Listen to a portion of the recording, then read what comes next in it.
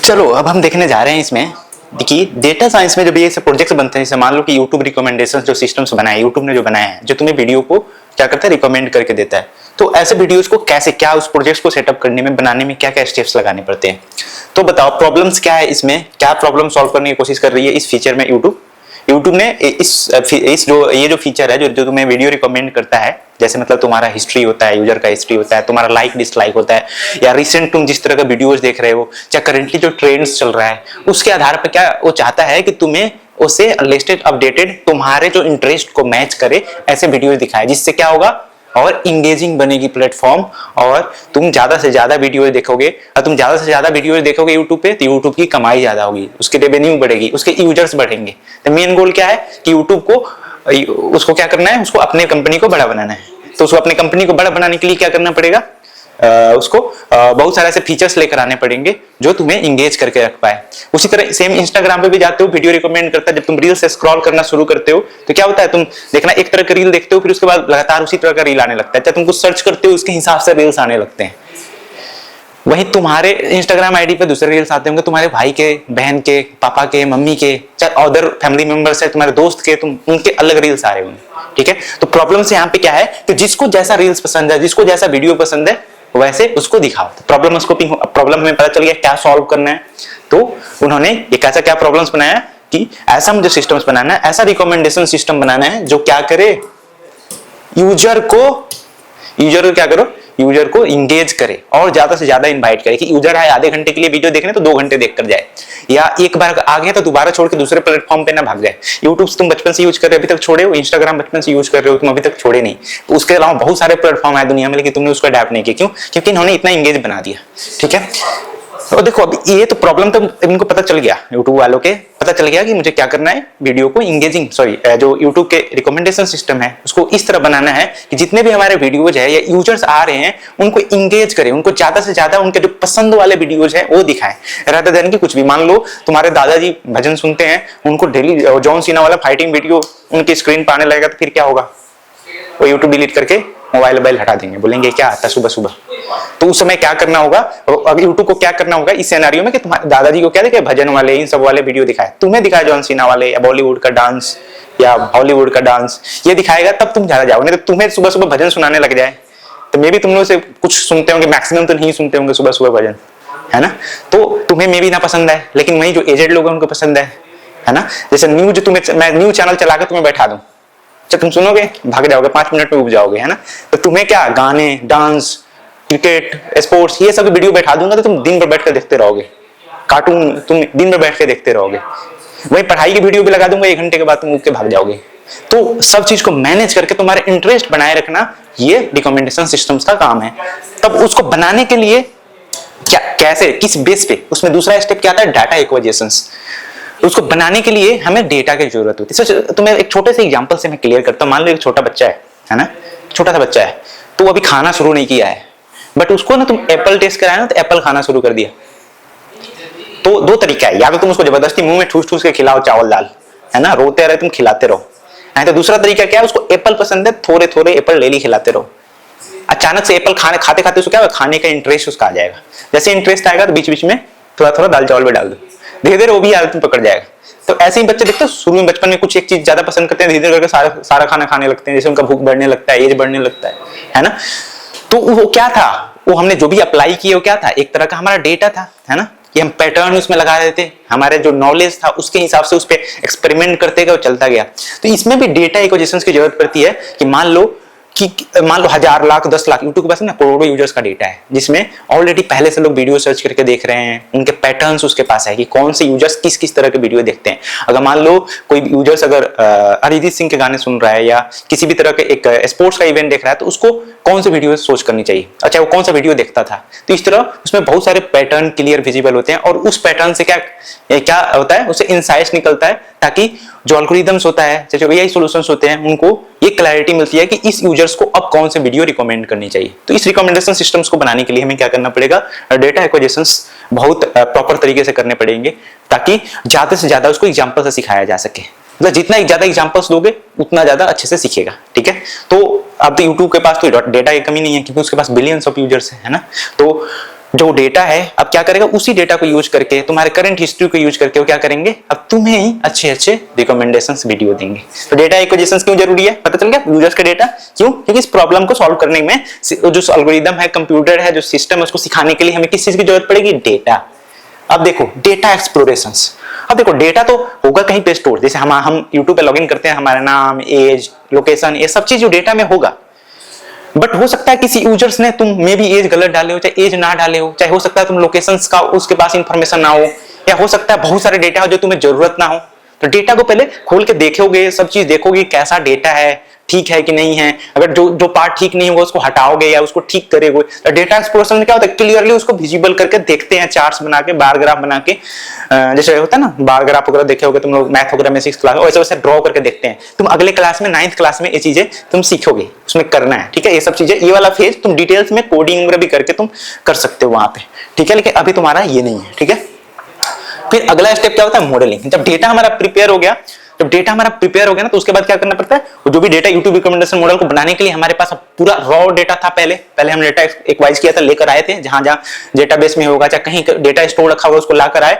और data exploration में क्या किया, उस डेटा को क्लीन किए, ठीक किए। अब जब डेटा मेरा यूज करने लायक हो गया, तब क्या करेंगे, उस मॉडल क्या होता है, जो तुम जितने भी आजकल एआई यूज करते हो ना, जो आंसर्स देता है, चाहे कुछ टास्क परफॉर्म करते हो, मॉडल होता है। तो मॉडलिंग करने के लिए हमें क्या करना पड़ेगा, उस डेटा से 1 by 1 करके सिखाना पड़ेगा, है ना, ट्रेनिंग देना पड़ेगा। तो वहां पे मॉडलिंग क्या होता है, यहाँ पे मॉडलिंग में ट्रेनिंग होता है डेटा का, है नहीं।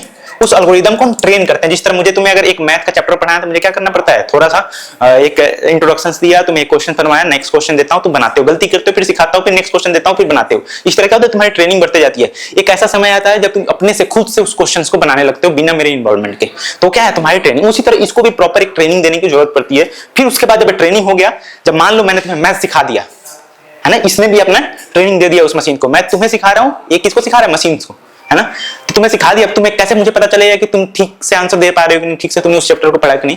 तो मैं क्या करूंगा, तुम्हें एक क्वेश्चन दूंगा, टेस्ट लूंगा, तुम्हारा इवैल्यूएट करूंगा। उसी तरह इसमें भी इवैल्यूएशंस करने की जरूरत पड़ती है कि हम देखते हैं कि एक बार तो बना लिया, सिखा दिया, अब देखते हैं कुछ डेटा लगाकर देखते हैं कि क्या ये सही है, क्या सही दे रहा है, कुछ गलती तो नहीं दे रहा है। गलती दे रहा है तो उसको फिर से ट्रेनिंग करते हैं। मान लो मैंने तुम्हें क्वेश्चन दिया, तुमने बना दिया, सीख भी लिया, फिर मैं तुम्हें टेस्ट लिया ना, तो तुम कहीं कहीं फंस रहे हो, या हो सकता है तुम पूरा बना दो, तो यानी कि तुम पास हो गए टेस्ट में। मे भी तुम बना रहे हो आधा अधूरा बना रहे हो, तो फिर मैं क्या करूंगा, जहां जहां फंस रहे हो उसको सिखाऊंगा फिर से, तो फिर क्या होगा, फिर से तुम इंप्रूव हो जाओगे। जब ये बन जाएगा तब उसके बाद क्या करते हैं, अब मान लो इन्होंने बनाया होगा तो डायरेक्ट डिप्लॉय तुम्हारे ऐप में नहीं आता होगा, यूट्यूब ऐप में डायरेक्ट उसी समय बनाते टाइम में नहीं आ रहा होगा। अब जब बना दिए यूट्यूब रिकमेंडेशन सिस्टम, यहाँ से मॉडलिंग इवैल्यूएट कर लिए, सब अच्छा चल रहा है, तब क्या करेंगे, उसको डिप्लॉय करेंगे तुम्हारे सर्वर पे यूट्यूब में। तो उन्होंने उसके बाद यूट्यूब में लॉन्च कर दिया, जिसे तुम बोलते हो लॉन्च कर दिया, है ना। लॉन्च कैसे होता है, उस सर्वर में डिप्लॉय करते हैं, तब हम उसको बोलते हैं लॉन्च हुआ है, यूट्यूब ने लॉन्च किया, इसने लॉन्च किया, इंस्टाग्राम ने लॉन्च किया।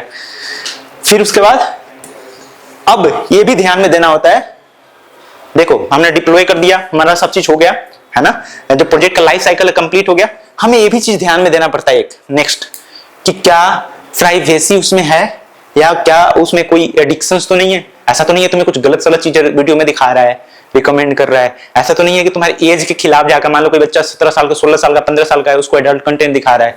तो ये सब चीजें भी प्राइवेसी एथिक्स को ध्यान में देना पड़ता है। ये भी उसको देखना पड़ेगा यूट्यूब को कि क्या ऐसा कंटेंट, प्राइवेट कंटेंट तो मैं नहीं दिखा रहा हूँ किसी को, या तो ऐसा तो नहीं हो सकता है कि मैं किसी को किसी एक काम में एडिक्टेड बना रहा हूँ। तो ये सब चीजों को, इथिकल चीजों को भी ध्यान में देना पड़ता है। इसीलिए एआई को बनाते टाइम में इथिक्स को ध्यान में देना जरूरी है कि क्या ये हमारे ह्यूमंस जो कल्चर है, जो ह्यूमन एक्टिविटीज है, उसको हार्म तो नहीं कर रहा है ना, कोई भी फीचर्स, कोई भी एआई प्रोडक्ट बन रहे हैं तो, ठीक है। चलो अब हम देखते हैं नेक्स्ट एग्जांपल, कि मान लो तुम्हारे स्कूल में या क्लास में बहुत सारे बच्चे हैं, है ना, पढ़ते हैं। अब हमें उसमें प्रेडिक्ट करना है कि कौन से बच्चा पास करेगा, कौन से बच्चा फेल करेगा। मुझे मतलब अभी पहले ही, मान लो मेरा मिड सेम चल रहा है, या अर्ली, मतलब मान लो अभी जैसे तुम लोग क्लास 8 में गए हो, 2-3 महीने हुए गए हुए, है ना।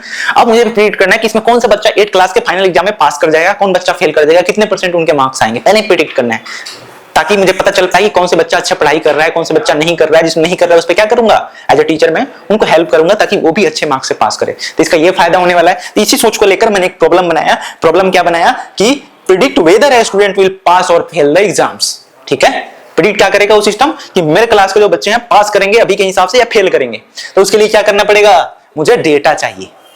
अब देखो मेरे क्लास में अगर 20-30 बच्चे हैं, तो मैं तो सबके बारे में जानता हूं कि ये बच्चा का पिछले क्लास में 7th क्लास में इतने मार्क्स आए थे, इसका सबके मेरे को पता है पिछले क्लास में कैसे पढ़ते थे लोग, चाहे अभी भी कितना पढ़ते हैं, कितना होमवर्क करते हैं, क्या करते हैं, कितने घंटे सेल्फ स्टडी करते हैं। ये सब चीजें मुझे लगभग 10-20 बच्चों का पता होता है है ना। तो मैं उसमें से अगर मुझे कोई पूछेगा कि ये मान लो बच्चा कोई है, कोई ए है, कोई बच्चा ए है, वो पास करेगा फेल करेगा, मैं प्रेडिक्ट करके बता सकता हूं। क्या तुम भी अपने क्लासमेट्स के किसी, मान लो तुम्हारे क्लास 20-30 बच्चे हैं, उसमें पूछूंगा बताओ कि ये वाला बच्चा है जो पास करेगा या फेल करेगा, तो तुम सोच के देख सकते हो कि अच्छा पिछली क्लास में इसका 60% आए थे, अभी भी पढ़ाई ठीक करता है, होमवर्क डेली करता है, पास कर जाएगा। चाहे इसके पिछले क्लास में अच्छे मार्क्स नहीं आए थे और पढ़ाई भी नहीं करता है, तो क्या कर जाएगा, फेल कर जाएगा। तुम इसे प्रेडिक्ट कर सकते हो। अब मानो मैं तुम्हें बोल दूं कि 1000 बच्चे हैं, 10 लाख बच्चे हैं या 5000 बच्चे हैं, तो तुम उतने बच्चों को तुम नहीं सिखा सकते, तो उतने बच्चों को नहीं याद रख सकते याद, उतने इंफॉर्मेशन नहीं याद रख सकते हो। तो उतने इंफॉर्मेशन को याद रखने के लिए हमारा ब्रेन इनफ नहीं है, ह्यूमन ब्रेन इनफ नहीं है। तब वहां पे हम क्या करेंगे, वहां पे मशीन का ही हेल्प लेंगे। तो मशीन को हमें सिखाना पड़ेगा, उसको एआई, उसको आर्टिफिशियल इंटेलिजेंस देना पड़ेगा, उसके लिए मॉडल बनाना पड़ेगा। तो मॉडल बनाने के लिए क्या होना चाहिए, जो हम जिस रेफरेंस पर, जिस इंफॉर्मेशन के बेस पर बता रहे थे कि तुम्हारा क्लासमेट फेल करेगा या पास करेगा, किस इंफॉर्मेशन के, कि पिछले क्लास में कैसे मार्क्स आया था उसका, कितने घंटा पढ़ाई करता है, होमवर्क डेली करता है कि नहीं करता है, पढ़ाई में उसका इंटरेस्ट रहता है कि नहीं, फालतू के काम तो नहीं करता है। तो सारा क्या इंफॉर्मेशन है, डेटा है। तो मशीन को सिखाना है, तो मशीन को सिखाने के लिए वो सारे डेटा बना के हमें देना पड़ेगा। तो वही होता है तुम्हारा डेटा इक्वेशन। मार्क्स कितने आ रहे हैं उसके, स्टडी आवर्स कितने हैं, अटेंडेंस रोज आता है कि नहीं स्कूल जाके, नहीं तो स्कूल आके बैग रख के बाहर तो नहीं घूमने चला जाता है। फिर उसके बाद प्रीवियस परफॉर्मेंस क्या थे, है ना, असाइनमेंट्स बनाता है कि नहीं, टेस्ट में स्कोर लेकर आता है कि नहीं। ये टाइम टू टाइम अगर इवैल्यूएट मैं करते रहूंगा, तब मेरे को पता रहेगा कि मेरे जो क्लास में या कोचिंग में जहां भी बच्चे पढ़ते हैं वो कैसे पढ़ रहे हैं, ठीक पढ़ रहे हैं कि नहीं पढ़ रहे हैं, है ना। तो उस तरह का डेटा हमें होना जरूरी है। तो हमने क्या किया, डेटा एक्वाइज कर लिया। अब जब डेटा एक्वाइज कर लिया तब हमें क्या करना पड़ेगा, डेटा को एक्सप्लोर करना पड़ेगा, मतलब देखना पड़ेगा कि बच्चा कितने कितने उसमें है। अब ऐसा नहीं कि पास होने वाले 100 में से 99 है, फेल होने एक ही बच्चा है, एक ही बच्चा का डेटा है, तो फिर वो दिक्कत हो जाएगा, क्योंकि मॉडल अच्छे से सीख नहीं पाएगा, है ना। जैसे फॉर एग्जांपल मैं तुम्हें इजी 100 प्रॉब्लम करवा दूं, हार्ड प्रॉब्लम एक ही करवाऊं, तो इजी प्रॉब्लम तुम सारे कर लोगे, जो हार्ड प्रॉब्लम वो नहीं कर पाओगे। तो मुझे क्या करना पड़ेगा, बैलेंस करना पड़ेगा। 100 इजी पढ़ रहा हूं तो 100 तुम्हें एडवांस भी करवाने पड़ेंगे, तब जाकर तुम दोनों तरह के प्रॉब्लम कर सकते हो। तो उसी तरह मतलब ये नहीं कि पास वाले का बहुत सारा है, मैंने 90% में पास वाले डेटा पर ट्रेन कर दिया, 10% ही फेल पर किया, तो इसमें क्या होगा, वो गलत सीख लेगा, ज्यादातर पास वाले के फेवर में काम करेगा। तो हमें डेटा को अच्छे से बैलेंस करना बहुत जरूरी होता है, ठीक है। तो जब हमने डेटा मिल गया उसको ठीक कर लिया, ठीक करने के बाद हम क्या करते हैं, उसके बाद उसको ट्रेनिंग देते हैं, सिखाते हैं। जिस तरह मैंने तुमने देख देख कर लोगों के परफॉर्मेंस को सीखा है, फिर उसके बाद प्रेडिक्ट करे, उसी तरह मशीन्स को भी सिखाते हैं। जब वो सीख लेता है तब उसके बाद रिजल्ट देता है।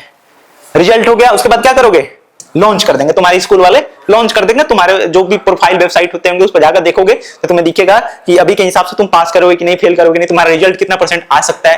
तो देखो तुम्हें पता रहेगा ना, तुम्हें धीरे धीरे पता चलता रहेगा कि पास होने वाले हो कि फेल होने वाले हो, ठीक है, समझ गए। इवैल्यूएशन वगैरह तुम कर सकते हो ना, रिजल्ट इवैल्यूएशन सेम ही है।